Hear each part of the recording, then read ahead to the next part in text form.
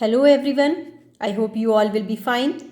So, in our today's session, I have brought a new topic of chapter Structure of Atom, that is Bohr model for hydrogen atom. So, we have studied Thomson model, Rutherford model, their limitations, and now we have finally reached on the Bohr model of hydrogen atom, which I am going to discuss in detail. So, the first point which was given by Bohr, that is the electron in hydrogen atom can move around the nucleus in a circular path of fixed radius and energy. These paths are called orbit or energy state, or we call it this is stationary state. So electrons which we keep on revolving, like electrons are revolving, so this path is to be known as stationary or the energy state. These energy states can be different, like 1, 2, this is the first energy level and this is the second energy level, that we must know that nucleus always be in the center. Now the next point which I have written,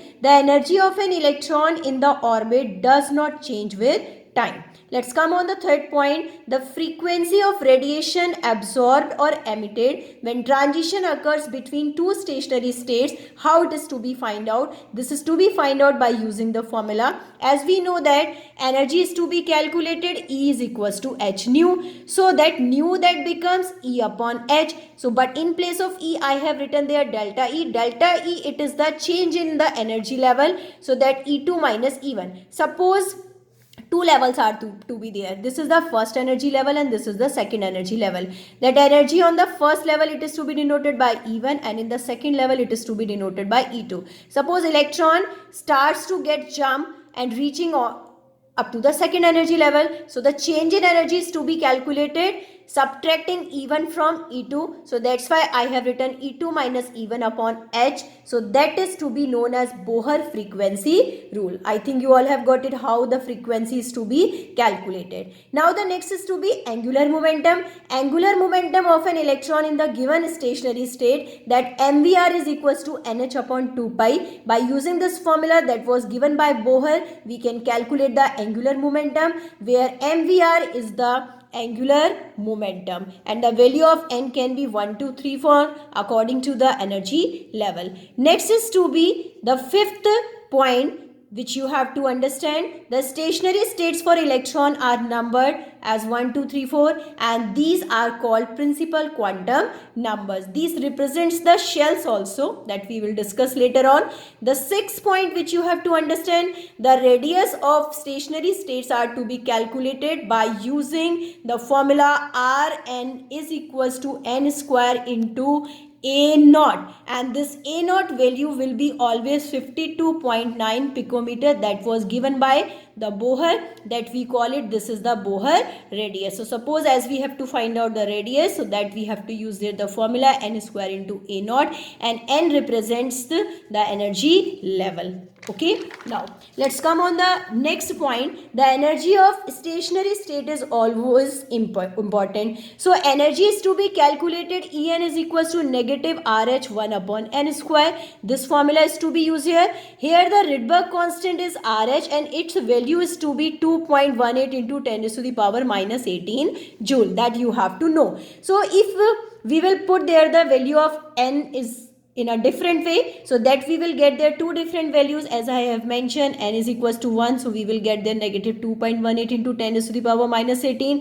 If you are taking the value of n is equals to 2, that you will get there negative 0.545 into 10 to the power minus 18 joule. Now you have to come on the next point, the energy of stationary states associated with, like ionic cases, helium positive, lithium 2 positive, and lithium 1 positive, beryllium 2 positive, that it should be multiplied by z squares, where z represents the atomic number. So in this formula, in place of 1, you have to put there the z square. This change you have to do in case of ions. Okay, or you can write in this way, negative 2.18 into 10 to the power minus 18, 1 upon n square into z square. This will help you to solve the numerical problem where z represents the atomic number. So same thing you have to do in the term of radii. So radii, that we have used there n square into a naught. A naught value is to be 52.9 picometer, but it should be divided by Z whenever the ionic cases comes. Okay. Now the next point which you have to understand, it is possible to calculate the velocities of electron moving in these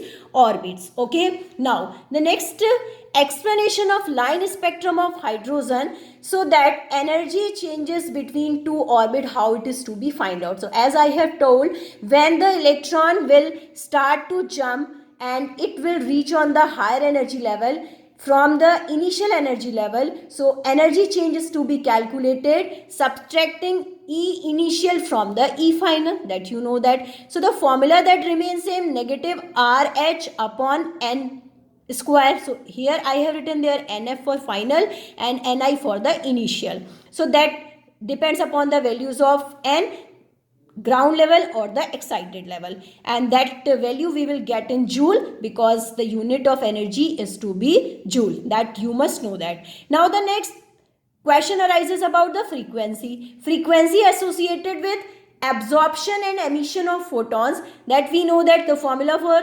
nu is equals to E upon H. So in place of E, that delta E is to be used here, that is to be written negative negative, it becomes positive, so that initial comes first and the final comes later on. We are subtracting initial from final, but it converts into positive, so initial minus final. Okay, so now that is to be written RH 1 upon Ni square minus 1 upon Nf square, initial minus final, upon H. So if we are putting all these values, the value of RH is to be 2.18 into 10 to the power negative 18, and the value of H is to be kept here 6.626 into 10 to the power minus 34. Then after calculating this term, we get a number 3.29 into 10 to the power 15, and we get the formula to calculate the frequency. Now for hydrogen like ions, that it is to be used there, suppose ionic cases comes, then it should be multiplied by Z square, as I have explained in the previous case also. Now as you have to find out the wave number, so as you know that wave number is inversely proportional to the lambda. We know that there is a one relation, nu is equals to C upon lambda. Okay, so if we are putting there C into 1 upon lambda can be written, so C into wave number, that equal to nu frequency. So that we have got it, wave number is equals to, this is wave number is equals to nu frequency upon C, that we got this formula from this. So that RH upon H, that already we have written, and that should be divided by C also in this case. And if we will put there the values 3.9 into 10 to the power 15, and the value of C is always 3 into 10 to the power 8, and after solving this we get a formula 1.09677 into 10 to the power 7, 1 upon N initial square minus N final square. So I think you all have got it, how the formula of wave number have come to calculate. Okay, so that I think you all have got all the things. So that's all for today.